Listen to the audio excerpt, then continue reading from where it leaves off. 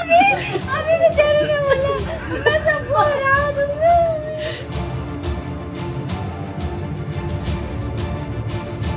कश्मीर के पहलगाम में मानो पल भर में सैकड़ों परिवारों की जिंदगियां बदल गई। लोगों के रोते बिलखते बदहवास उस वक्त के खौफनाक मंजर को बताते कई वीडियोस अब सामने आ रहे हैं, तो मानो हर कोई हिल जा रहा है। फिर क्या आम शख्स बल्कि बड़े बड़े दिग्गज और सियासतदान भी। सीएम योगी भी इस घटना से भावुक नजर आए और इस टेररिस्ट अटैक में मारे गए कानपुर के शुभम के पिता को कॉल कर कह डाली बड़ी बात। क्या बोले सीएम? शुभम के पिता और सीएम के बीच क्या बातचीत रही? क्या हाल है पहलगाम में शुभम के परिवार का? ये सब हम आपको बताएंगे, लेकिन पहले इन तस्वीरों को देखिए।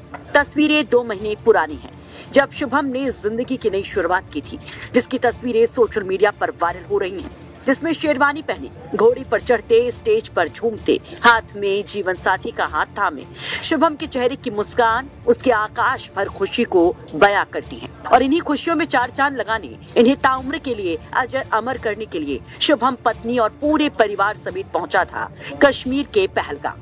कश्मीर की वादियों में हंसते खेलते परिवार का एक वीडियो सामने आया है। ये वीडियो सोशल मीडिया पर वायरल है। वीडियो में शुभम अपने परिवार के साथ हंसते खेलते होटल के कमरे में दिखाई देता है। दावा किया जा रहा है कि ये वीडियो हमले से ठीक 1 दिन पहले यानी 21 अप्रैल का है, जब शुभम और उसका परिवार होटल के कमरे में खुशियों के कुछ पल साथ बिता रहे थे। इस वीडियो में शुभम के आखिरी शब्द थे, मैं सबको हरा दूंगा। लेकिन हरा नहीं पाया शुभम तकदीर के लिखे को, और पहलगाम उसकी जिंदगी का आखिरी पड़ाव बन गया। अब जब शुभम द्विवेदी आतंकी हमले में मारे गए, तो गम और सवालों के बीच में संवेदनाओं और सियासत का दौर भी शुरू हो गया है। एक ओर शुभम के घर पर बड़े राजनेताओं और अधिकारियों का जमघट लग रहा है, तो वहीं दूसरी ओर खुद सीएम योगी ने शुभम के पिता से बात की। सीएम योगी ने शुभम के पिता को कॉल किया और संवेदना व्यक्त की। सीएम ने शुभम के पिता संजय द्विवेदी से जो बात की, उसे सोशल मीडिया पर भी शेयर किया। एक्स पर इसकी जानकारी दी। सीएम योगी ने लिखा, जम्मू कश्मीर के पहलगाम में कायरतापूर्ण आतंकी हमले में जनपद कानपुर के शुभम द्विवेदी जी का निधन अत्यंत दुखद है।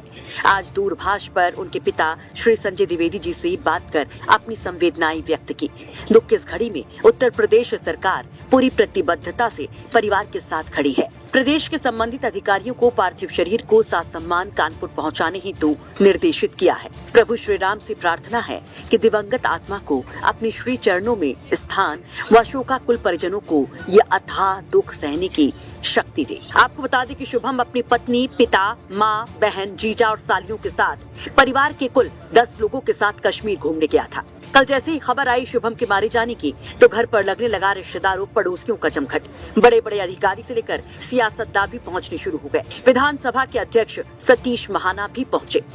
इस परिवार के साथ हमारा दशकों पुराना संबंध है, मेरा व्यक्तिगत रूप से, और उसके नाते से हम सब, पूरा देश दुखी है, लेकिन पारिवारिक सदस्य होने के नाते से बहुत वेदना है, कष्ट है, तकलीफ। उनके परिवार के साथ पूरा क्षेत्र, पूरा शहर और पूरा देश खड़ा है। दुर्भाग्य से जो घटना उन कायरों ने करी है, जो इस देश की सेनाओं से और इस देश के प्रधानमंत्री के नाम से डरते हैं, जिन्होंने ये कहा कि जाके मोदी को बता देना। मोदी को तो पता ही था, मोदी के नाम से तो छुपे हुए हैं, नहीं तो पहले तो खुल्लम खुल्ला यही सब किया करते थे। मैंने इस बात को कहा है कि व्यक्ति 2 लोगों का नाम ज्यादा लेता है, जिससे मोहब्बत करता है और जिससे डरता है। मोहब्बत वो करते नहीं, तो जिनसे डरता उन्होंने नाम लिया। और जो उन्होंने हरकत करी है, इस देश की सेनाएं, इस देश का हमारा केंद्रीय नेतृत्व माननीय प्रधानमंत्री जी के नेतृत्व में, माननीय गृह मंत्री जी के नेतृत्व में, उनको ऐसी सजा देगा कि आने वाली पीढ़ियां भी उस बात को याद रखेंगी। इस देश का जो इस समय मूड है, जो दुखद मूड है, जो इसमें वेदना है, जो कष्ट है, तकलीफ है, जो गुस्सा है, वो देश के प्रधानमंत्री को मालूम है, और उसी के अनुरूप उनको सजा मिलेगी।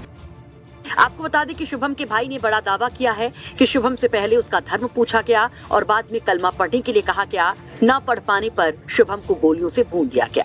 पूरा परिवार भी पहलगाम में ही था, पर घुड़सवारी करते हुए कुछ लोग ही ऊपर गए थे, जिसमें भैया और भाभी साथ में बैठ करके वहाँ पर मैगी वगैरह खा रहे थे। तो भाभी ने ये बताया कि वहाँ पर 2-3 लोग अंदर आए जो कि वर्दी में थे, यूनिफॉर्म में थे, और उन्होंने आते ही भैया से पूछा कि क्या तुम मुसलमान हो।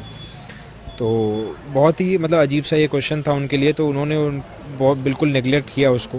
उसके बाद उसने कहा कि तुम कलमा पढ़ के सुनाओ अगर मुसलमान हो तो भैया ने उसे कहा, अरे जाओ, परेशान मत करो। बस इतनी ही बात उन्होंने कही थी।